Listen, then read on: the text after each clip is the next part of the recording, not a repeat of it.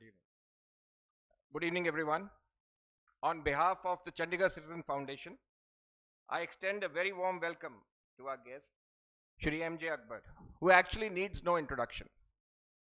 A former Minister of State for External Affairs with an illustrious career both in politics and journalism. He has an in-depth analysis of Pakistan. The global community exists in a state of chronic sea blindness, an enduring paradox where the international system takes the global commons for guaranteed until a critical trigger is pulled. This time, the trigger was pulled twice, with Strait of Hormuz and Straits of Bab el-Mandeb, awakening the world and sending the global economy in total turmoil. We are today indeed privileged to have you here with us, sir, to address us and provide us an insight into the most current situation in the world, the geopolitical turmoil, and how the move of the powerfuls to gain supremacy over the oceans and the seas is going to shape the future. I'm sure we are ahead for a very interesting time. Thank you, sir.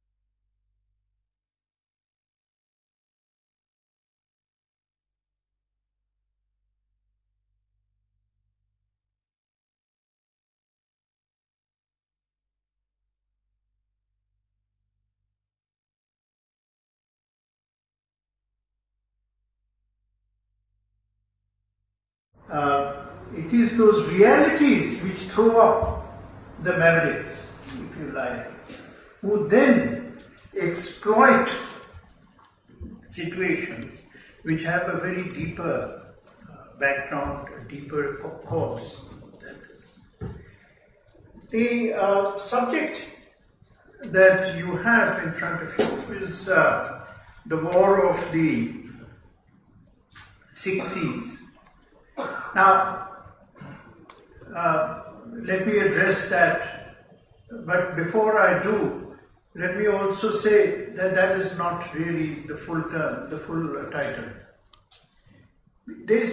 There are two wars that are going on, right? One, which has been going on since the siege of Troy. Okay, it's a normal part of the historical context. I don't know how many of you have seen Odyssey, but I saw a movie after heaven knows how many decades. I actually went to hall and saw it. But there's one sentence in it which made it all worthwhile to me. When Odysseus says that Agamemnon, he said, what was he fighting for? It is the essential question. He said Agamemnon was fighting for water routes. He was watching for trade supply routes. That still is. That is the truth of the conflict between Troy is, by the way, Turkey. It's just the old war between Greece and Turkey for the fight of the same seas around which today's war is being fought. The same sea. The first of the seas that I mentioned. And the second is a story that begins in 1918. And it begins in 1918 and 1947. 46, 47, very relevant to us. And that is, I don't think it has been addressed to the extent that it should be, which is the war of the unfinished states. We'll come to this later. Now, we tend to see war as a land activity. That's a psychological nature, it's battles which are fought, and sea as a peripheral activity or a peripheral aspect of conflict. But the present war is actually over sea routes. The Ukraine war does not begin with the Russian invasion of Donetsk or of eastern Ukraine. It begins with Crimea. It begins with Crimea in 2014. And when the Russians took Crimea in 2014, the whole of the West was silent. And if you ask them why they were silent, there is no answer. Merkel, Obama, everybody accepted Russia's right to access to Crimea as an access to it, because, I mean, I want to, it is a subject it can go endlessly, but you know, sometimes a sentence or two can tell you the larger picture.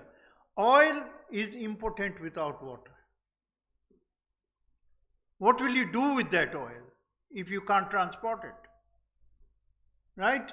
And the land transport or the systems have not been found to be either adequate or a replacement for the tanker routes. So the energy flows of the world are controlled by water, and therefore water will be contested. It has been contested in the past, will be contested now, it will be contested in the future. And you will begin to understand Ukraine far more readily if you begin to see it as two parallel wars, one on land. The land war is between unfinished states, and the water war starts in Mediterranean, in Black Sea, Caspian, Red Sea. Bab al-Mandab was mentioned. Red Sea, Arabian Sea. Why is the Indian Navy in the Arabian Sea?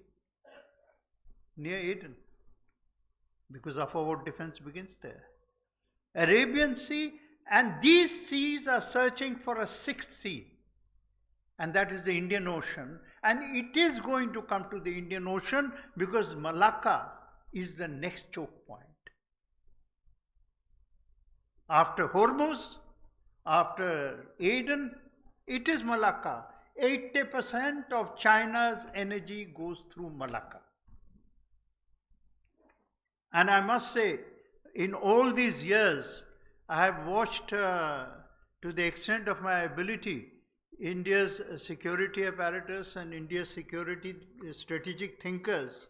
Very often I have felt that they are all practicing what one British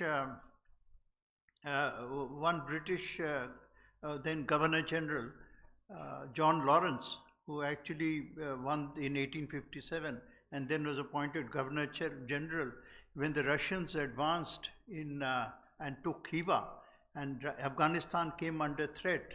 He advocated a policy of masterly inactivity. And too much of our strategic, thinking has been controlled by masterly inactivity. So it is a big relief to know that over the last 10 years, a file that was signed by Prime Minister Vajpayee has finally become what, at least part of what it promised to do, and our build-up in the Andamans and Nicobar. This which began, I think, 10 years ago.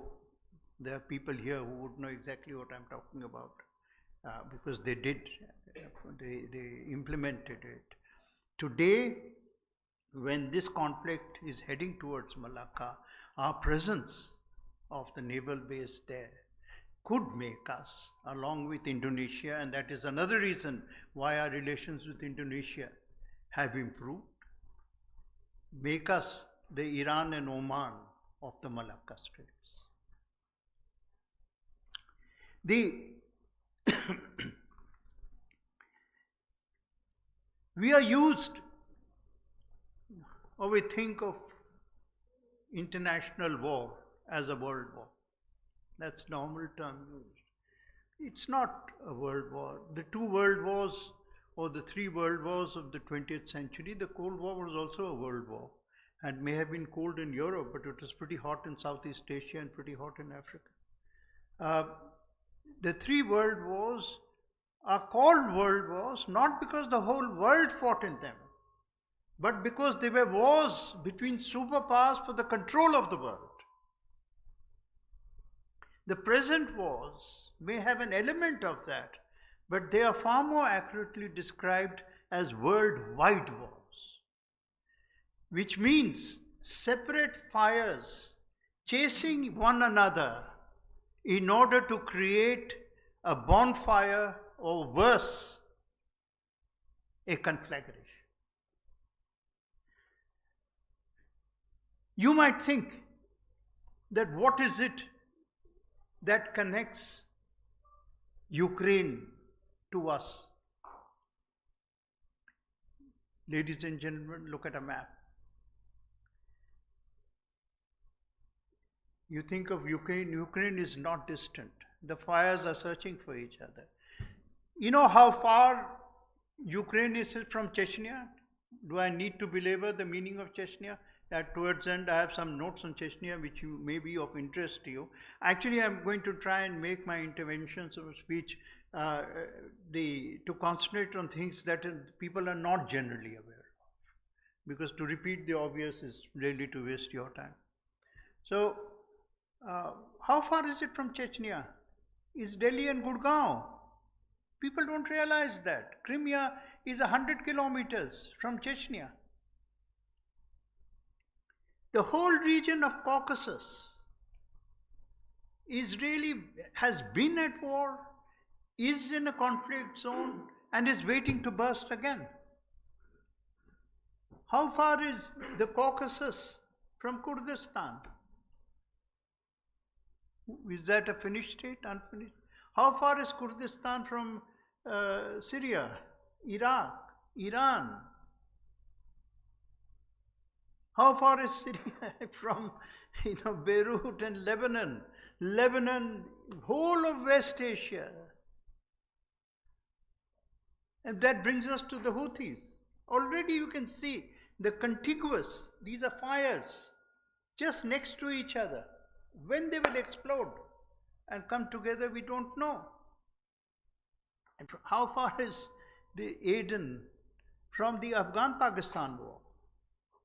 There is a war between Afghanistan and Pakistan going on just now, again over unfinished borders, right?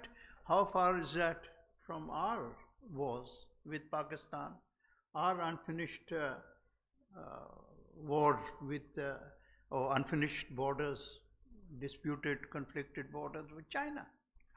And as you see, as this war searches for Malacca Straits, it's inevitable. 2028, ladies and gentlemen, is the declared date of China's President Xi. He has said it. 2028, he wants Taiwan back. Why are the Americans mobilizing in the Pacific right now? If they had not indulged in the foolishness of the war with Iran, they might be better prepared, but that's a separate story. It's because of 2028, which is suddenly not so far away. And from 2028, you will see it will stretch into the Bering Sea. It's all a region waiting. And just in case you are not worried enough, just remember that the great nuclear arc of the world, Russia, Ukraine, Israel, Iran and Saudi trying to be, Pakistan, India, China, Russia, this nuclear circle is the center of these wars. We are all very confident that nobody is going to set off a nuclear war because it is self-destructive. But what happens when some leader, and I'll come to this, suddenly doesn't recognize the difference between life and death? Because, for him, death is only a transition to another state. That if you get that mentality, particularly when it is mixed with supremacism, and I will come to the nature of why there is supremacism. Unfinished states. When did the idea of this nation state, which is what we are talking about, when was it born? It is useful to remember, before we proceed, that the British Empire was hugely immoral, but it was never illegal. Why? Because conquest was an acknowledged right of history. You conquered, everybody. You conquered and you ruled. And it became part of your land. It is only in 1946 with the United Nations that conquest became illegal. And one of the great dangers is that the rules of behavior, the rules of war that were established through the United Nations are all being torn apart in this second decade. There are no longer the rules. Everybody will just invade and start a war without reference, and nobody now, this abnormal has become the normal. It is as if the sovereign right of nation states do not exist anymore. You can just decide on a Saturday to bomb any nation state, right? And we'll see the consequences on Monday. Let me also offer you, in order to,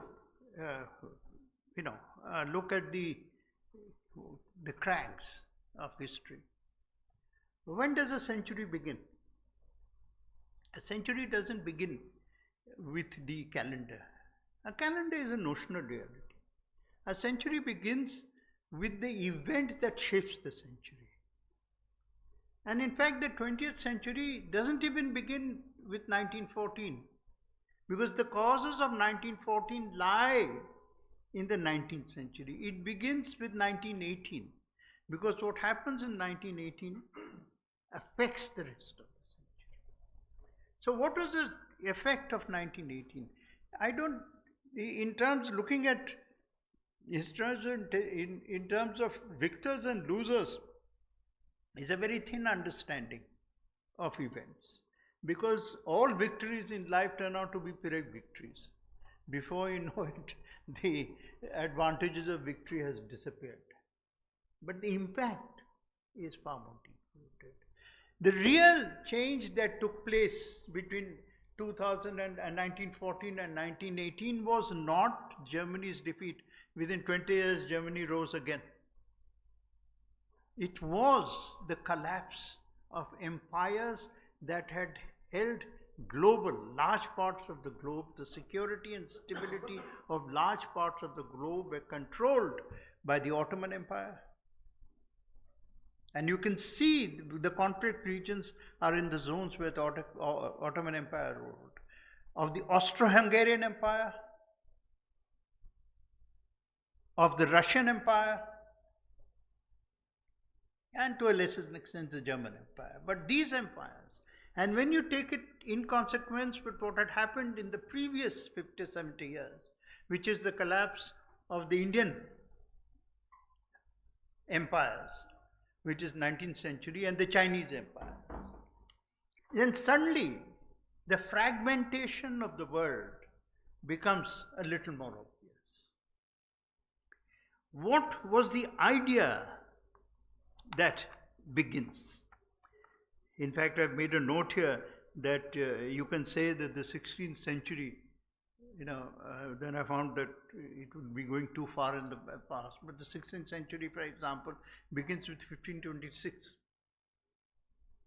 And that century actually ends with Aurangzeb's death in 1707. It's a long century, because it controlled the stability of the region.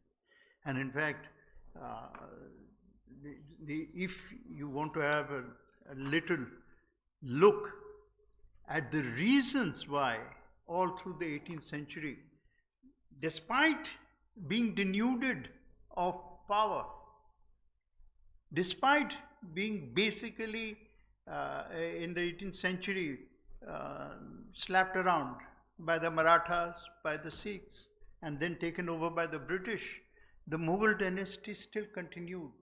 The reason lies in the psychology of the empire, which was established at the heyday between the reign of Akbar and the reign of Shah Jahan.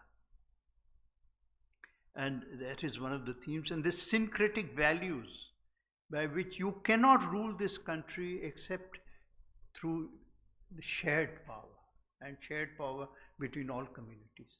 You can't rule it through control by one community. It won't happen.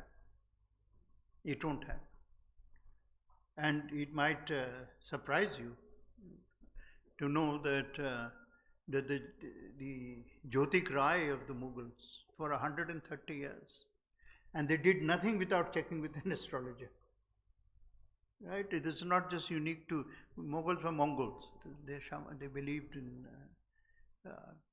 the Baghdad. The foundation stone of Baghdad was laid by a Jewish astrologer.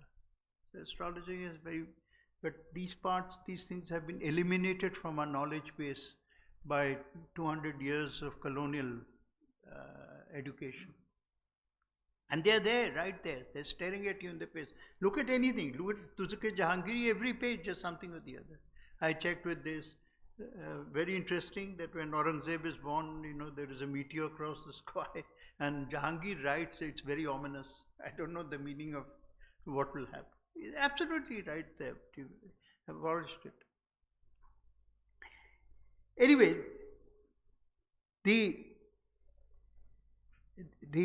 what would replace the empire, and the modern idea that it would be replaced by the nation state, and the nation state as an expression of the people's will, not as an extension of the armed power of emperors or rulers or kings, became the basis of or the building block of the architecture of global stability. But this process is a long process. In 1918, it's only the successor states of the fallen empires, Tsarist empires and so on, which became nation states. But the British, to give you only one example, added, how much was it? 800,000 square miles to their empire in 1918. So there was this phase, literally, between 1918 and 1947, when there were two experiments going on. One is the rise of the nation state, and the other was the peak of colonization and imperialism, particularly in Britain and French empires. And then one man in a dhoti turned up, and he decided that he was not going to be defeated. Right? And India would find. And there's a very interesting story which I'm sure would go well with your evening repast. That when Gandhi started his movement in 1920, and 1920 is very significant for a number of reasons which I'll come to. When Gandhi started his movement in 1920, Lord Sinha, who was a member of the Viceroy's Council once, well known, there's a street in Calcutta named after him, said something which was conventional. He said, what does this man in a dhoti think he's doing? The British Empire will last for 300 years. It didn't last for 30 years, once he had aroused the people. Colonialism began in India, and it died in India. Because within 30 years of 1947, there was no colony left in the world. Right? If you think back, the achievements of non-violence in the 20th century are quite stunning. It's not simply that it brought, apart from Algeria and maybe parts of Kenya, everywhere else the transition from colonialism to post-colonialism was peaceful. The Soviet Empire in 1990 was down by non-violence. There was no violence. Apartheid ended by non-violence. America's racism reduced, if not ended, by non-violence. So non-violence is not as powerless as it often seems. Later on I'll end by saying that in 1947 Gandhi recognized the need for violence by the state in order to defend the nation. In 1918, something extremely significant happened, which again I don't believe has been recognized sufficiently, but has very powerful impact on events today. Every single Muslim in the world was colonized. Every single. And for a people who believed that they had the rights of a faith, right? And faith had been the source of power from 635 onwards, right? It was a kind of tremendous cultural shock. That there was no the last caliphate was the Ottoman Caliphate. And when that collapsed, it led to certain acts. Very interestingly, the only Muslim nation that was not colonized was the British, was Afghanistan. And anyone who thinks that Afghanistan has lost its nationalism, as the Pakistanis are finding out now, right? And they don't confuse nationalism with Islam. Right? And this is the point I was coming to.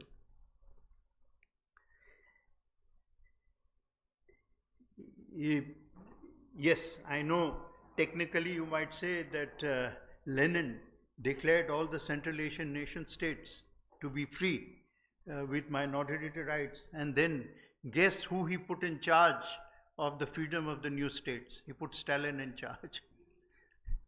And then the Islamic Library of Bukhara, by the way, which had survived in one of the greatest collections, survived, was burnt by the Russians in 1918, by 1919, by Russian troops. In March 21,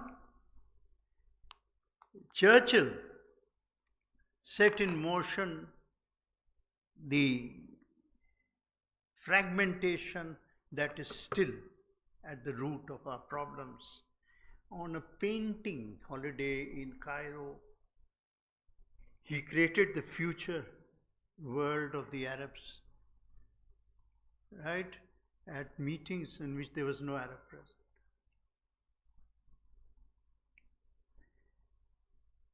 And hence the contested boundaries and they literally created, we have a king, we don't know what to do with him. Let's create Iraq. Let's create Jordan. What happened with the Muslims is what I have described as a phase of double consciousness, one of lament and the other of fantasy. It is an extraordinary combination of lament at their past, the solution to which lay in the fantasy. And where was this expression most evident? It was expression most evident in India and South Asia, because the Arabs had no capacity. Literally, they had long lost their history. And from this combination of lament and fantasy emerged a slogan of Islam in danger. If, I have always I've said this before, that it is impossible to believe how anyone who believes in Islam could ever accept a slogan or an idea that Islam is in danger. If it is the true faith, and if you believe it is the true faith, it was not in danger when there was only one Muslim. How can it be in danger when there's 1.5 billion Muslims? But the power of absurdity is such that it sways the minds of millions as an easy way out of problems. And from there emerged the Khilafat movement.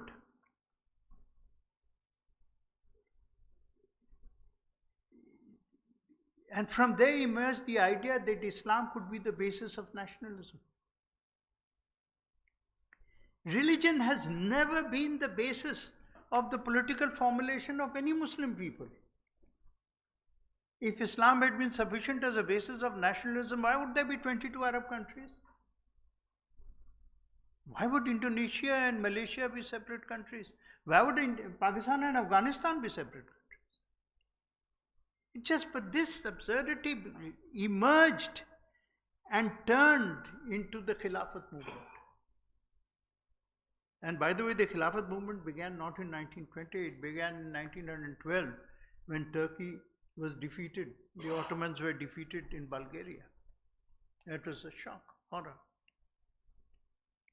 In India, we had a very interesting history led by one clerical group, which was everybody's heard of Abdul Wahab in Arabia, but the really important doctrinaire that shaped our subcontinent's future was Shah Waliullah. It was a Delhi Madrasa, 1690, which was established. And in 1720, I think he was extremely influential. And his thinking emerged out of yet another, look at how happenstance creates events. He began to think seriously about it after Nadir Shah's invasion, which finally buried, as they say, the corpse of the Mughal Empire was buried by Nadir Shah in 1739. And this event shook him, and he emerged with this theory of distance, that the reasons why the Muslims cannot or have been defeated is because they have lost Islamic purity. And why have they lost it? Because they have become so close to the others, close to Hindus. I mean, to put it bluntly, that was what his theory was. And that was the reality, because the Mughal Empire had taken Hindus and Muslims onto the same political platform. I think I missed saying that for 130 years, the Mughal Jyotik Rai, Jyotish Raja, for 130 years, the person without whose they would not fight a war or leave their room in the morning. Right? The Jyotish Raja was a Brahman Pandit from Varanasi. Each one of the names is recorded, all of them. And in fact, the title of the book is from Aurangzeb. Although he was a doctrinaire in his own sense, and anti-Shia and anti-Hindu, but astrology he never abandoned. He tried to keep it very hidden. But it was so powerful, and this was the syncretic values in which the major translations of the ancient Sanskrit texts were done by them. I'll just give you one example. Jahangir Salim, when he finally becomes king and his father is dead, well, largely to his own relief, because he'd been waiting too long to become king. And he enters the palace for the first time as king, and he writes, it's quite a beautiful passage. And he says that I went to the library, which I really wanted to see. And the first book he picked up was Ramayana. And he says, first 2 days till his coronation, he didn't have much to do. And that is what he read. So this learning, this scholarship, this togetherness is what created the Akbar of that empire. The British, when they came in 1803, the British rule really starts 1803 when they take over Delhi. Till then they were a provincial power. Shah Waliullah's son declares the first jihad. Now, there has never been an instance of any protest in India against any. Muslims didn't live in only Muslim provinces, they lived in Baroda, they lived in Sikh kingdoms and so on. There is no instance of a Muslim protest against any. I mean, how can they be against the Sikh Empire? Because the Sikh Empire was totally an empire in which Maharaja Ranjit Singh has its prime minister as Mian Fakhruddin. It was shared. There's been no instance of a declaration of jihad against any Indian kingdom. But they believed that the British had come to divide them. But the purpose of the jihad was the creation of a Muslim state, and from there emerged the declaration of Darul Harb, emerged the Barelvi movement, which ended up in Balakot, and then actually even the madrasas of Deoband, and so on and so forth. The British realization of the reply came with the census. In 1880, they realized that the Muslims were a large, before that nobody knew, had a larger population in Bengal than Hindus, and there began the politics of divide. I won't dwell into that too much because it's familiar territory, only to mention that when you really want to divide, then you create cricket teams. And if you want to divide India, you not only do it separate electorates, but you also do the pentangular. At the same time as the separate electorates, 1907 to 1912, the first Hindus versus English.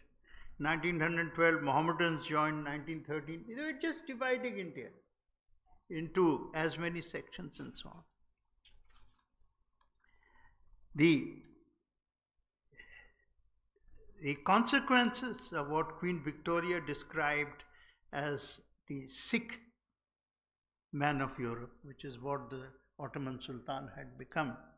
And mind you, I mention this really because of what is not remembered. She told the Caliph of Ottomans that how come you are called the Caliph? The real Caliph of Islam is me, because I rule over more Muslims than you.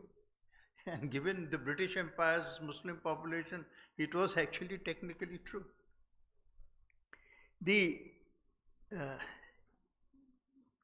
To cut from separate electorates to 1947 through Jinnah, Jinnah was actually an opportunist. He was not an ideologue. He didn't know Islam. He had never prayed. He went to Cairo 100 times, and generally when Muslims talked to Cairo, they would take a break. If they went by air, they would take a break and go for Hajj. He never bothered. It seemed to him to be slightly antediluvian to do all these things. He is quite content with his Scotch whiskey and ham omelets and ham and eggs and bacon and so on and so forth. And his most famous remark is actually quite true.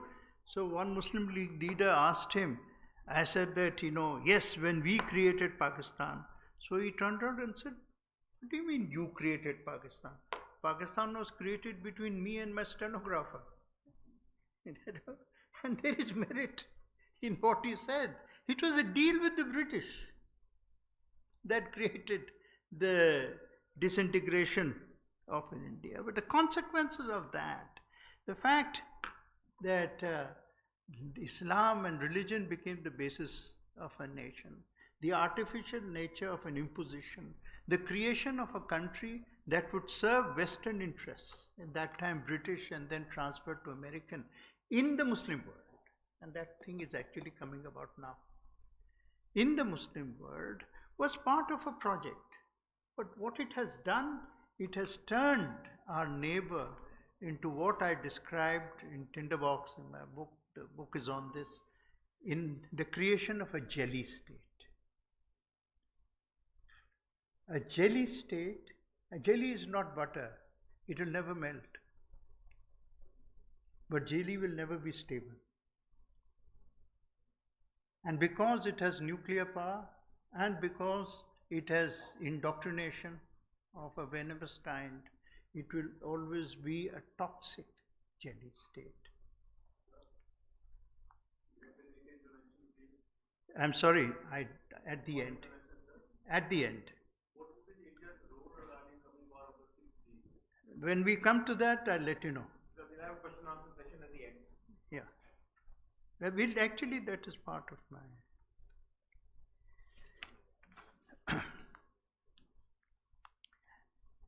We've gone through the difference. What is an unfinished state? Unfinished state is the difference between geography and your imagined state.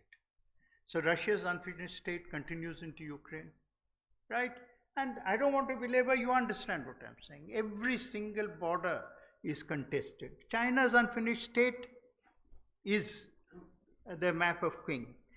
Actually, the reason why I want to come to the Caucasus is because I believe in the coming war, they are going to play a very vital part. That region has been, at war for the last 200 years. And in fact, Russia has 20 million Muslims. As a percentage of the population, it is the same as us. The British and the Europeans, the reason for Ukraine war, one of the reasons, yes, we know Donbass steel and coal and wheat, yes, they are reasons. And Crimea as a water, they are reasons.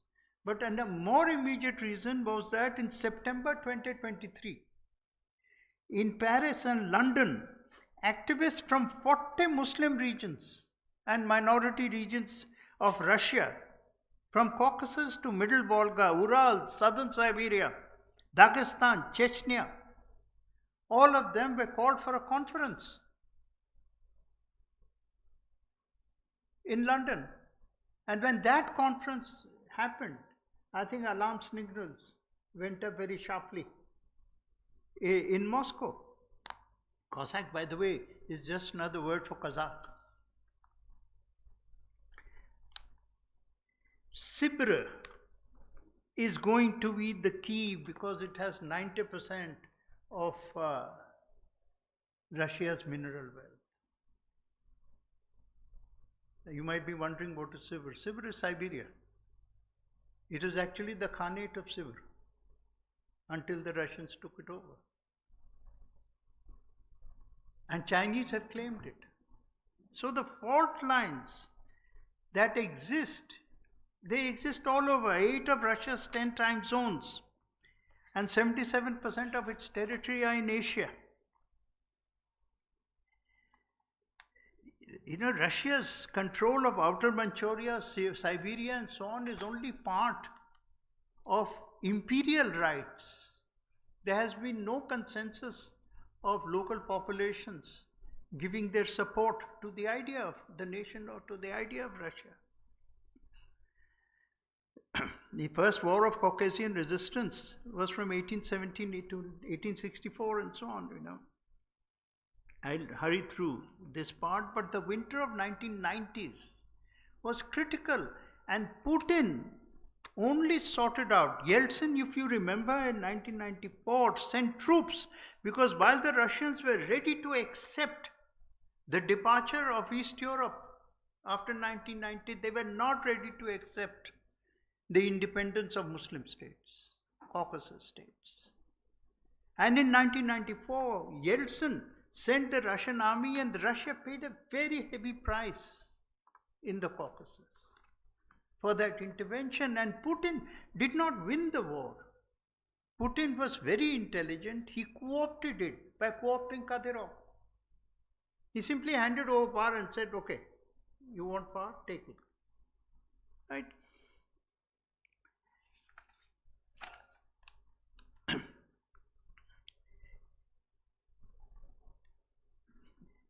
Basically, Russia is a state and China is a state. What happens in these two states, they do not remain there.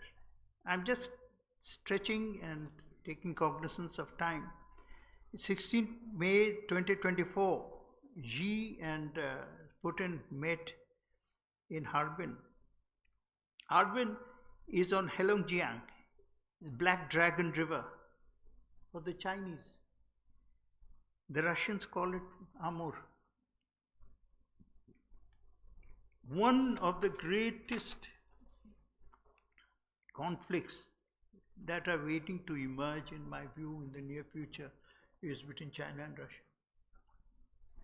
In 1969, Mao Zedong sought to fulfill the claims of the Qing map of shame And the war lasted 6 months until it was stopped. But that war led to the Dr. Kissinger breakthrough of the Americans and their shift. But one thing in the Chinese doctrine which I commend to you to remember, because it is going to be this doctrine is going to be very much in play in other wars. It's Zhenji Junshi Zhang. War and talks will go together. The Maoists formulated it, the Chinese put it, and that is what we are seeing at this moment. War will become continual rather than continuous. It will come about in spasms. In 1958, during the Taiwan crisis, Mao told the PLA to fire a few cannon to get the American attention, to draw out the bow but don't discharge the arrow. Not yet. So the Chinese can wait. They had waited from 1958-57 up to now to 2028. They have the ability to wait. Every country in the world has virtually accepted the Russia's annexation of Crimea. The one country which hasn't? Turkey. Because it believes Crimea is part of Turkey. And it was a Tatar area. Here again, you see the contested states. 1820 map of shame. What is the map? By Joachim the Great. Tibet, we know. Xinjiang, we know. Ladakh, Arunachal, Nepal and Tibet. Nepal is tributary. North to the Altai, Mongolia, Kyrgyz, Kazakh, Manchuria, Bukhara, Vladivostok.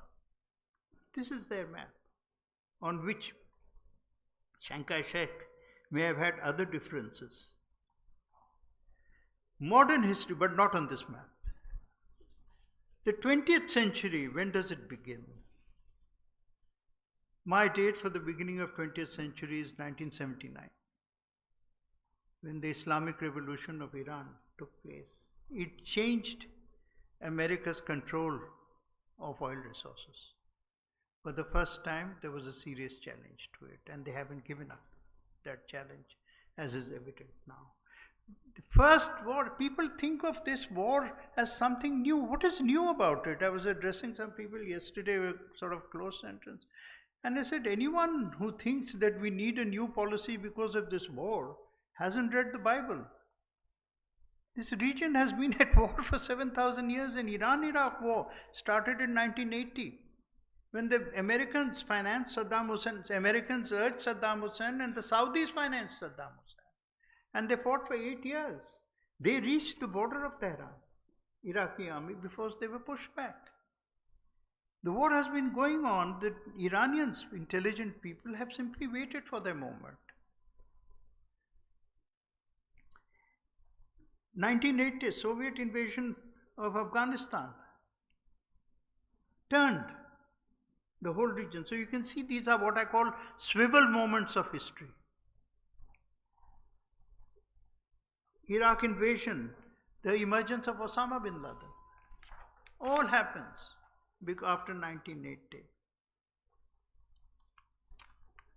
I was just give you one example of how the Iranian negotiation strategy and the Chinese strategies echo each other, and this will help you understand what is going on, I hope.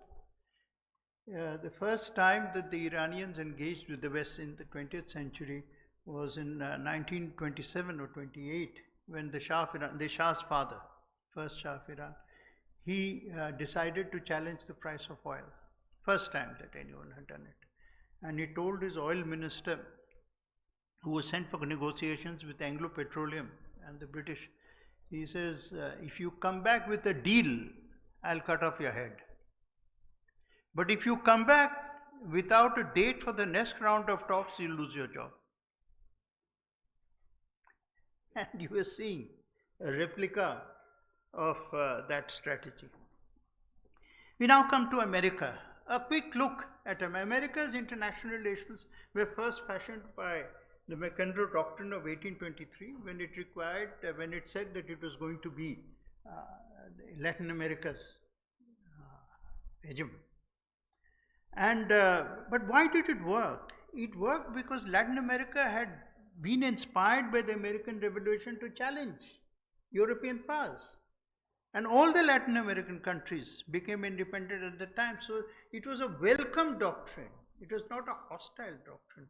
Anyone who thinks in doctrine must think thrice about what you're suggesting. This was amplified by Theodore Roosevelt in 1904, who said that we are now the policemen of Latin America. It's, as he said, big, carry a big walk softly and carry a big stake. In 1918, America became a world power. In 1945, it became a superpower, as reflected in the Truman Doctrine. And then that was reflected by the Brezhnev Doctrine later. In 2024, America, I am afraid, has become a hyperpower.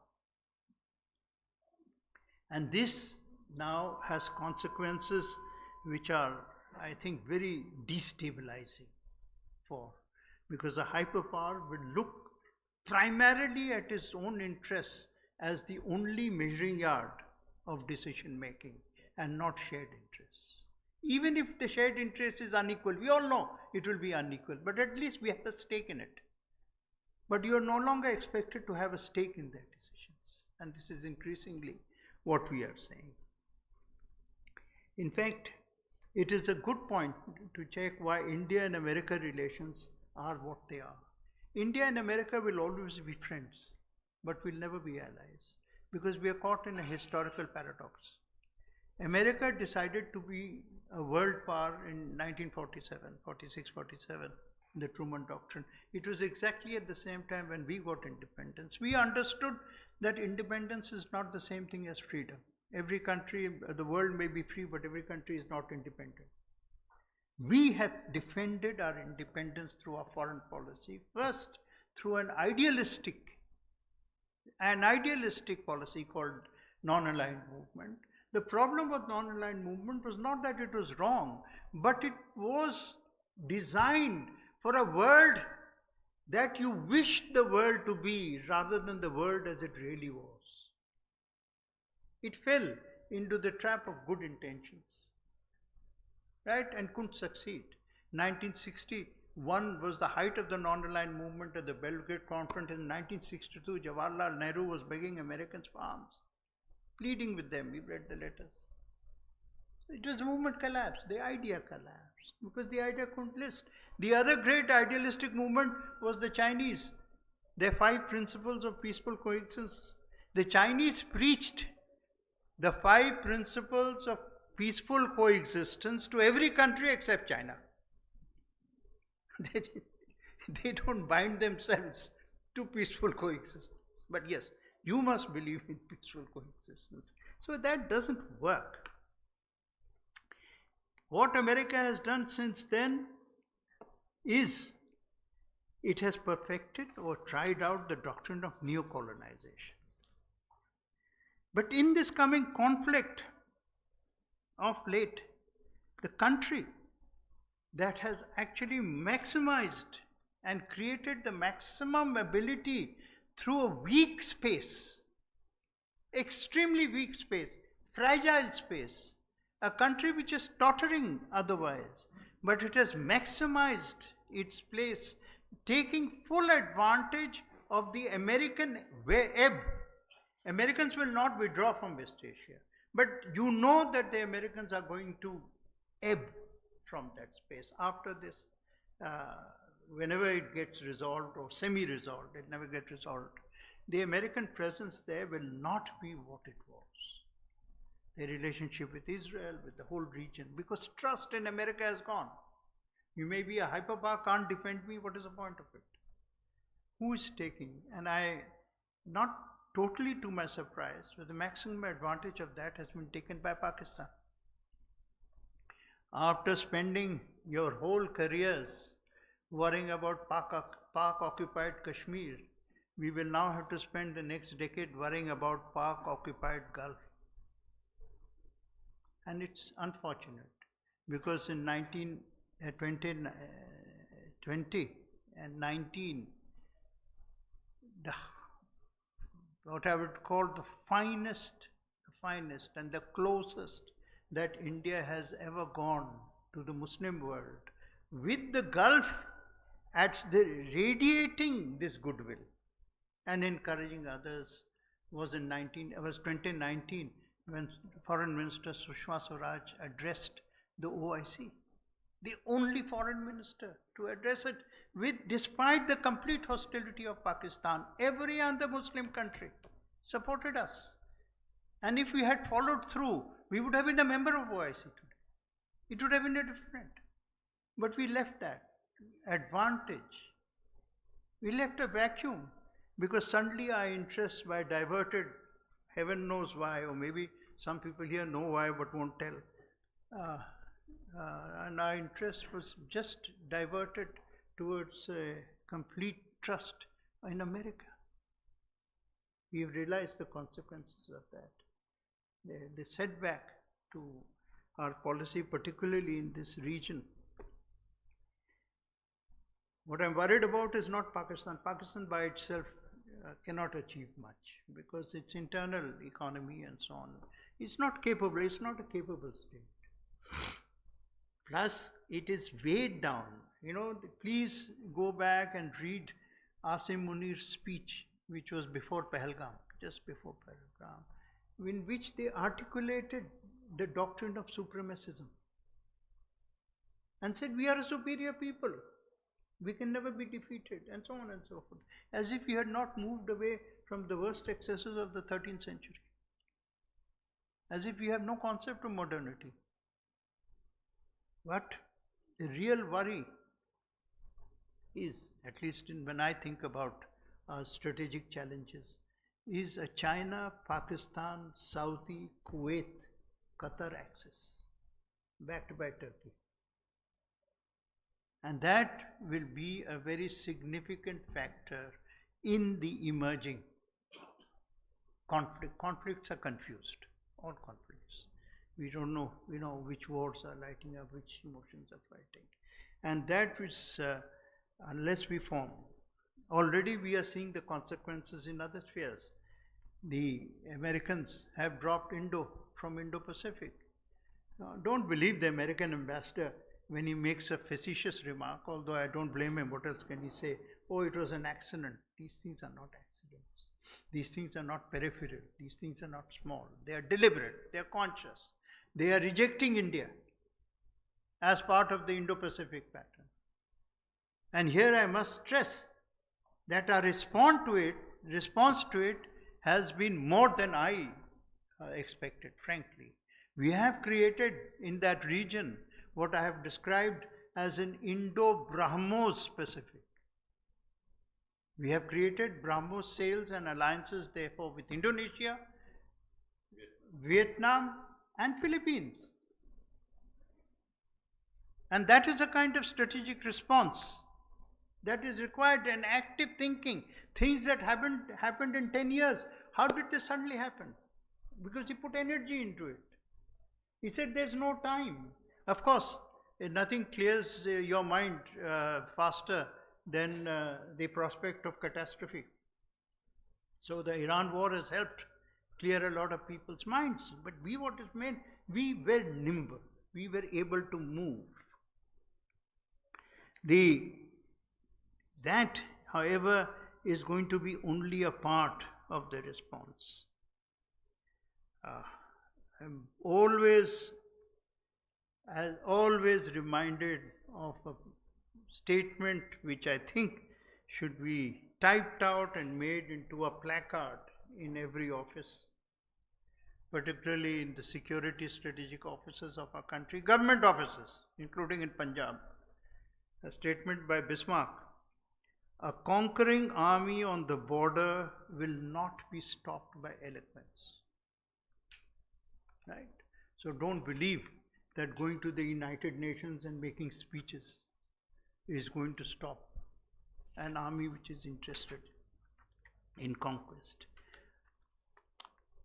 What we have been able to do is The challenge is complex, so one development alone is not the answer. India has always been known in strategic terms, or seen in strategic terms, as a land south of the mountains, south of the Himalayas. That is the way armies have fought below that. That's been, in fact, the south of India has not been inflicted to that extent. Punjab for being geopolitically in the center of the conflict zone. Today, India has also become the land north of the waters. And that's an extraordinarily, today the Indian Navy, today in 10 years time, we are looking at a 200 ship Navy. Correct me if I'm wrong, Samant. So, today we are looking at mobilization of our forces, which is a 360-degree mobilization. It takes time, as all of you who have served know. But the biggest challenge at a time, and a challenge which impels me to use the word that I would rather not, but the prospect of anarchy which this war will induce, particularly if it degenerates into nuclear anarchy, is all the institutions created after 1945 for the stability of the world have all collapsed. The United Nations was the basis of the sovereign state. Who cares about the United Nations now? So the sovereign state concept has been killed. You can see it from the wars. You know, at least there used to be a pretense to get clearance from the United Nations. Who cares now? Because it doesn't exist. Russia doesn't care, America doesn't care. Do you think China will care when it does and when it goes? Nobody cares. Pakistan doesn't care when it bombs Afghanistan. Forget the superpowers. It simply doesn't. The weak and the strong believe that they have the right to do anything they like. This is where anarchy comes. And World Bank has collapsed. Everything is just in a melting pot. Why? And this might be the theme of our problems. One world is dead and the other is not born. And we are within that space. It's an unfortunate space to be in historical terms, but we can't change it. And I'm reminded over and over again of, not many people give Margaret Thatcher the credit for, or believe that she was a woman who, she's put in the category of right and wrong and so on and so forth, of being rightist. But I reminded over and over again, as early as 1981, when Israel bombed Osirak, which was Iraq's nuclear plant. And she mind you, 81, when America control is there, Americans are preparing to hit Saddam again, and Saddam is at war with Iran. I mean, it's all sorts of things. When Saddam is an ally of the West, and she calls the Jewish Chronicle, knowing full well that it's a pro-Israeli paper. And she gives an interview there, calling it a grave breach of international law, which is fine. But then I think these are two sentences which we want to remember. If we are not going to live by a system of international law, we are going to live by international anarchy. Then no people anywhere in the world are safe. 81, how many years? 20, 45 years later, that world that she's predicting is there in front of us. Thank you very much for your patience.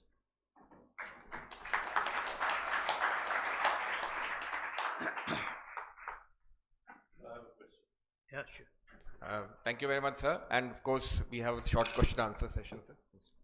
You talked about the Malacca Straits and the vulnerability that it represents for China's supply lines and so on. There is the Lombok Strait, which is a feasible strait, and for the longest time ever they've been talking about the Kraf Canal, which has now been changed. to Accra multimodal. They also have pipelines coming across from Central Asia. So to what extent do you think sitting astride the Malacca Straits, India and Indonesia can significantly limit the capacity of China to draw upon oil resources from different parts of the world? Sir, have you heard of Nord Stream? Yes, What happened to Nord Stream? last year. That's the answer. So, all community, I mean, they began the war. Who blasted it? Americans. Why? Because they wanted to punish Germany. So, all these land communication pipelines are extremely vulnerable. Which pipeline will survive in Balochistan? Tell me. So what about the Kra Peninsula and what about the Lombok Strait? No, there are many routes. Why, after all, there are three passes on in the Hindu Kush. It's not just Khyber. Why is Khyber used? Because it is the most convenient. Because you can cross the Indus by horse, except for a few months. It's at the shallow end of the river, so you don't need. Alexander made the mistake, no? He had to cross by raft, giving Porus enough time. So it is the most convenient route, the most cost-effective route. While there may be other route, so therefore anything that is hit, nobody ever thinks that the supply lines are going to be cut off 100%. But we are also in an age where the expectations of the young are very stratospheric. There will be periods where economic slump was accepted as part of the ups and downs of economic growth. There will be chaos in the street for other reasons. If your growth rates go down, we are witnessing it. What we are seeing in Delhi is a direct result of something nobody connects. It's a direct result of the continuing problem of rural migration. There are no jobs. 25% of this country is in migration. Because aspirations are there.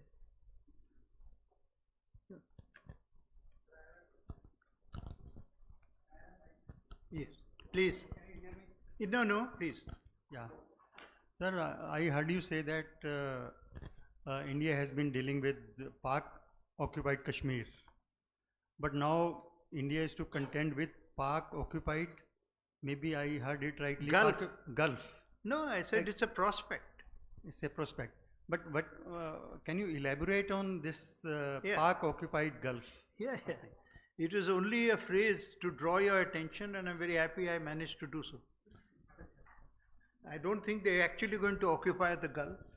But if they have, they already have military alliances.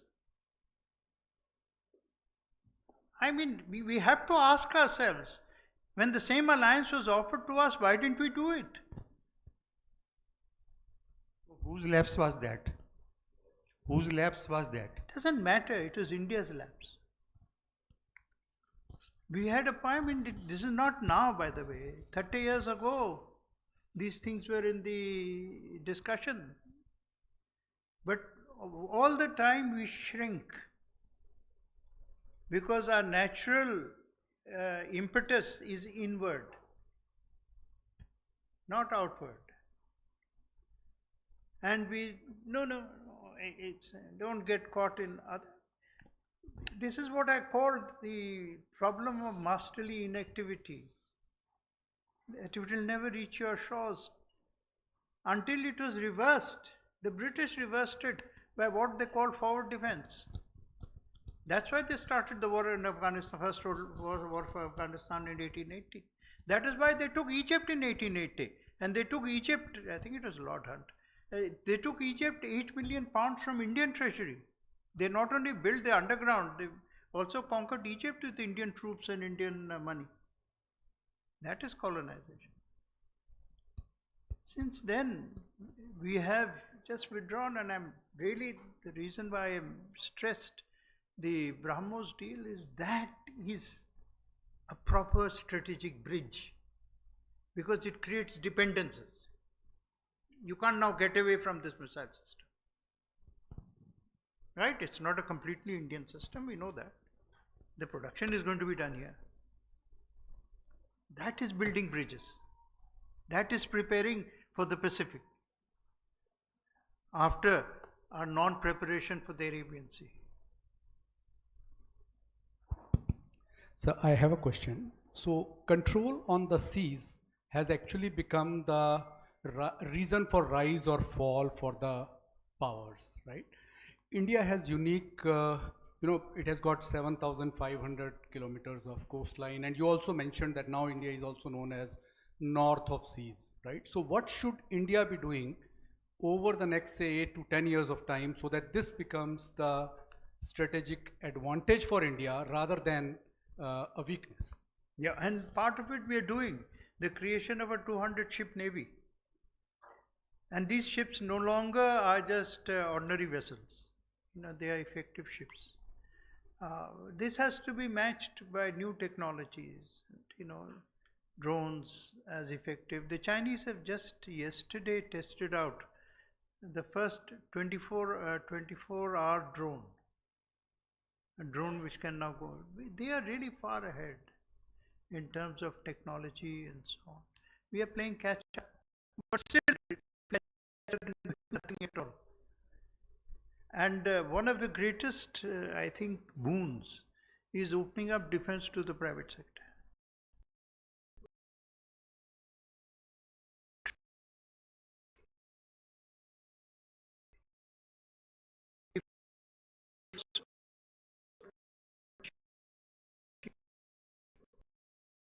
In 15 years, I hope. Yes.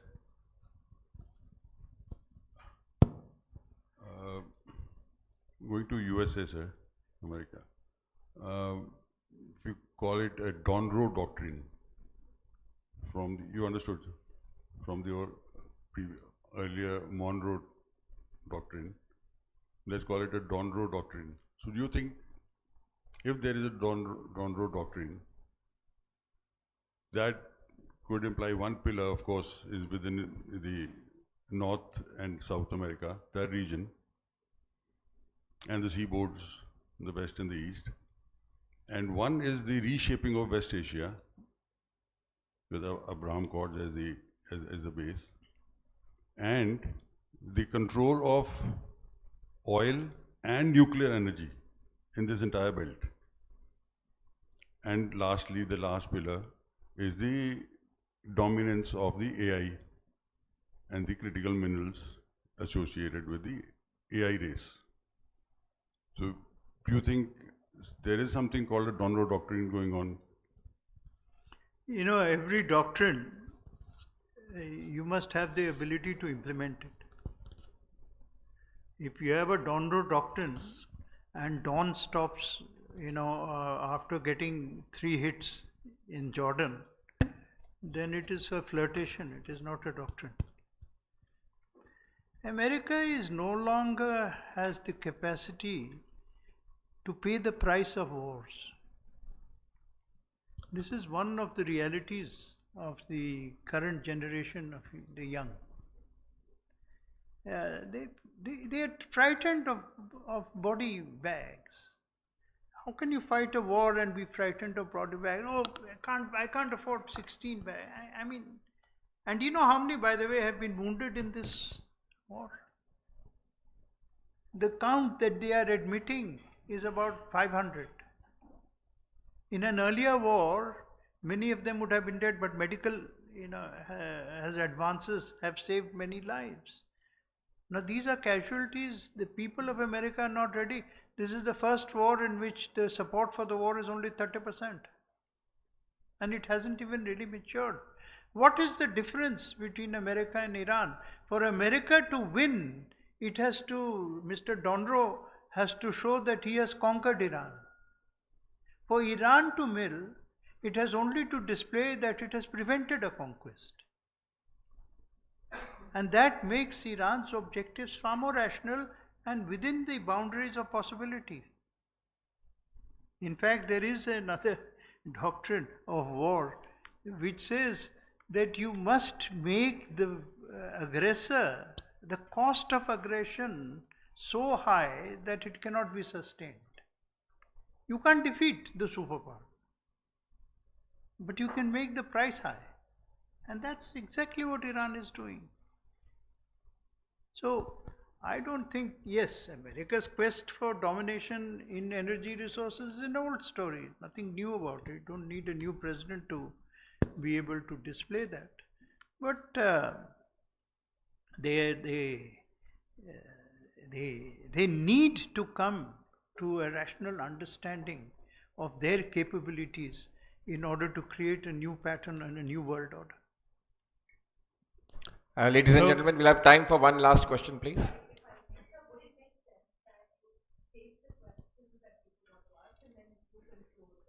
I think we've exhausted the. Yeah, my IQ is exhausted.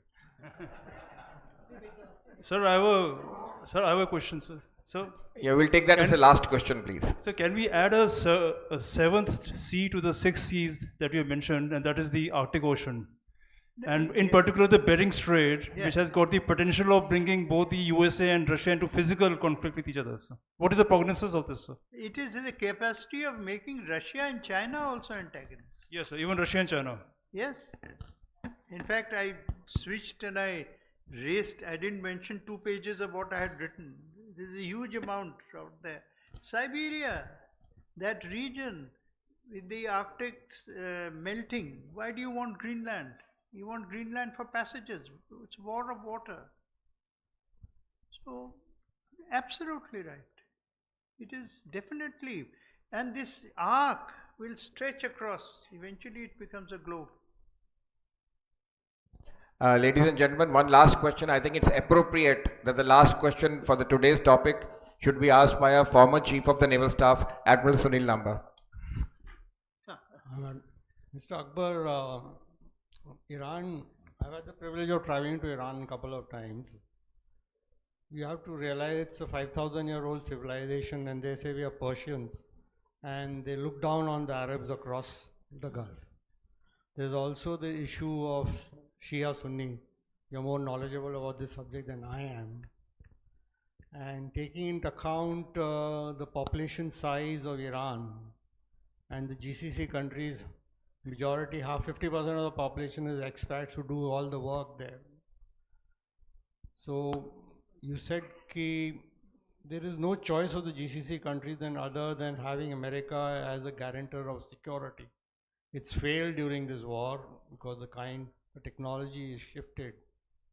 But there is going to be a fundamental shift in the power play in West Asia. How do you see this divide of Shia Sunni playing out in the size of Iran and the capabilities it has?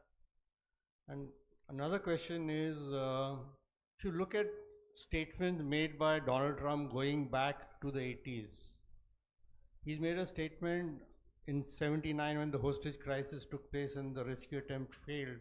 It is one of the biggest shames that Americans have had. And he's been consistent in his statements since 1980 till date. And he hasn't changed. And there's the view that it is time that we avenge this loss of face, what happened in '79, '80. So this is a war which is going to happen with Donald Trump in power. Yeah, your views. No, I just mentioned this second aspect, that America's capability to fight an Iran war. Actually, you remember the 6 helicopters which crashed, right, under Carter. So 6 helicopters crash and you run away. In Kargil, if 6 helicopters had crashed, would we have run away? You were probably serving. No. You'd have absorbed the cost, moved on, found more resources. Because you have to believe in what you're doing. Right? The Shia Sunni divide has always existed. You very rightly point out. But I'll tell you the real divide which differentiates Iran. We don't realize for the last 30 years, 4% of the GDP is going into R&D. The Israelis, and I'm quoting friends from this, have been shocked by the sophistication of the technology, and this is with sanctions. They have not been able to get technology except by perhaps surreptitious means. How many universities are there in India? Maybe I think 1700. Iran has 2000 universities and not producing bogus knowledge. Right? More than 50% of the graduates are women. And they are all working. They have built up, they understand knowledge, the power of knowledge, power of nationalism combined with the power of knowledge is a tremendous national resource. One Iranian foreign minister who became a friend, said the best thing that happened to us was sanctions. We had to build our own capacities. You've kept them under sanctions 50 years. And it emerged because I asked, your airlines are running. Boeing is not supplying them. If Boeing was not supplying airlines, would we be any airline function or whoever in India? We haven't developed the capacities. Maybe in 1955 they should have sanctioned us. All of it has been created by knowledge, by nationalism, and an intense desire to protect that is why in 1979 they are not a religious state. You must not, they are a national state. They are a civilizational state with a religious veneer. At the height of the war in Tehran's main square, when they were sending a message, which symbol were they using? They were using the symbol of pre-Islamic kings who had made the Roman Empire submit proudly. This is Persian. For Pakistan, history begins with Muhammad bin Qasim. Any state which lives on the Indus and does not recognize the Indus Valley civilization as part of its inheritance cannot survive. It's a fragile state. It's a fragile state of mind leading to a fragile state. The Iranians believe in their pre-Islamic. Shahnama has no Muslim kings. Their poets don't celebrate because largely they had none. They accept, when they say their foreign occupation began, they've gone through foreign occupation between 636. And the reason why they are Shia is because in 1501 a Shia community restored Iranian nationalism. The Safavids. They were not Shia before that. Shia is equivalent to nationalism. The Arab Muslim occupation of Iran they treat as foreign rule. That is Iran. And you want to deal with it, you have to understand that. You don't think that you can start a war on Saturday and end it on Monday. You don't have. Thank you. Thank you very much, sir. Thank you very much, sir. It has indeed been a very enriching evening. And may I now request from the Governing Council, Mr. R.I. Singh, to kindly present a memento to our distinguished guest. And also request Mr. Samant Goel to kindly join on the stage.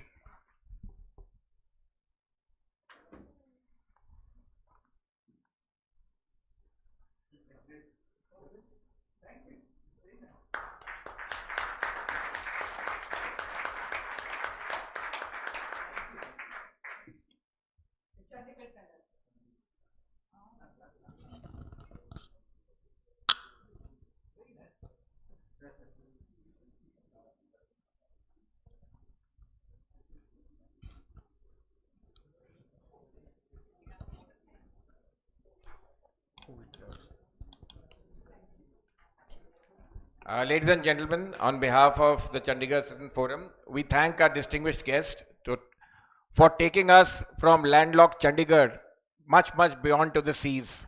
And I, particularly being from the Navy and the former Chief of the Naval Staff being here, thank you in particular, sir, for opening us to the land and bringing India north of the ocean, which we were always otherwise thinking it's south. Thank you very much, sir. Thank you.